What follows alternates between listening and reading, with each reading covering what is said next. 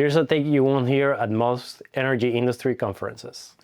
The reason your platform modernization keeps slipping into year 3 isn't that the workloads are too hard. It's that the industry has spent a decade convinced you need a different specialized database for every workload. A time series store for telemetry, a relational database for trades, Kafka for events, a separate vector database for the AI assistant everyone now wants, a warehouse on the side for analytics. Each one was a reasonable choice when it was added.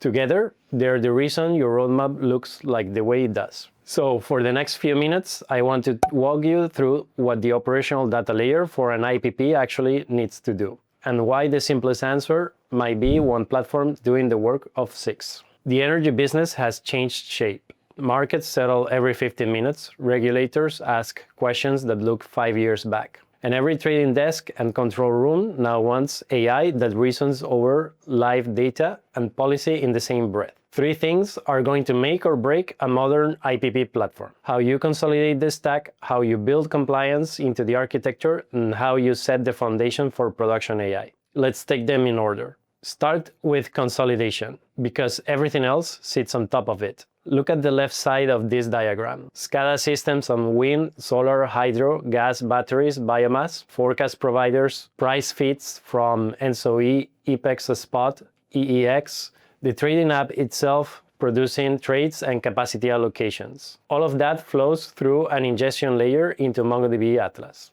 And here's the thing that makes this possible. The document model is polymorphic. One collection holds events of completely different shapes: a meter reading from a wind turbine, a forecast revision, a price tick from Apex, a trade execution. They all live in the same place, each carrying its own structure, without forcing the business into one rigid schema. That polymorphism is what kills the case for a separate document store, a separate event store, and a separate analytics store. They were 3 things because the database forced them to be 3 things. With the right model, they're 1. Zooming into the ingestion side, telemetry from every asset class arrives through MQTT brokers or Kafka topics. It hits Atlas's stream processor, which lets you filter, enrich, and aggregate in flight, and then lands in a time series collection. Time series collections are a specialized storage engine inside the same database. You get up to 10 times compression compared to a generic collection, automatic bucketing, and query performance tuned for how telemetry actually gets access. A 7-day TTL on the raw stream keeps the hot working set lean, while everything you need for replay sits permanently in the event store downstream. The business effect is direct. Fewer systems to license, fewer to operate, a smaller platform team running a trading-grade data layer, and one query language across operational data, analytics, search, and vector retrieval.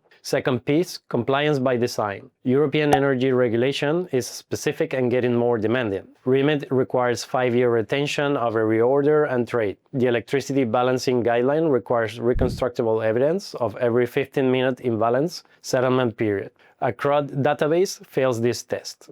An update statement overrides the previous value. A meter correction replaces the original reading. By the time a regulator asks you what the state of a contract was at 2 p.m. on December 15th, the answer is forensic. The pattern that solves this is CQRS with event sourcing. Every state change becomes a new immutable document in the event store. Nothing is updated in place. You reconstruct state at any point in history by replaying events in version order, applying a fault function to the event log. The audit trail is in a separate system. You keep in sync with the operational one.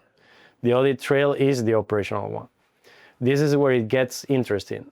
Once your event store is the source of truth, MongoDB change streams turn it into a real-time event notification system. Anything that writes to the store immediately becomes available downstream. A trading dashboard updates over WebSockets. An alert system fires when a position gap appears. An ETRM system reads the same events through a Kafka connector. The pattern is headless. You keep your data, you avoid vendor lock-in on the systems consuming it. Imagine a TSO disputes a settlement. A BRP claims a meter correction was applied late. With event sourcing, you replay the events for that portfolio in version order. You see the original reading and the correction side by side, and you reconstruct the exact position the system held when the dispute started. The original incorrect settlement isn't erased. It sits in the log alongside the correction, with metadata pointing at what was corrected and why. Dispute resolution moves from weak of reconciliation to a point-in-time query. Compliance stops being a separate subsystem, it becomes a property of the write path. Third, production-grade AI on the same foundation. The use cases the industry is scoping right now are concrete. A trading copilot that reads portfolio state, market prices, and regulatory text together. A compliance copilot that investigates disputes by replaying event streams against the applicable regulation.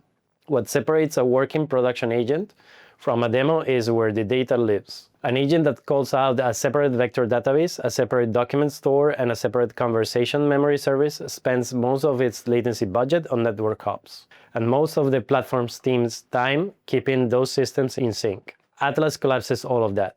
Vector search, hybrid search, time series, operational data, agent memory, and tool results all live in the same cluster. The retrieval layer runs hybrid search, semantic similarity through Atlas Vector Search, combined with keyword matching through Atlas Search, merged in a single aggregation pipeline, same query language as the rest of the platform.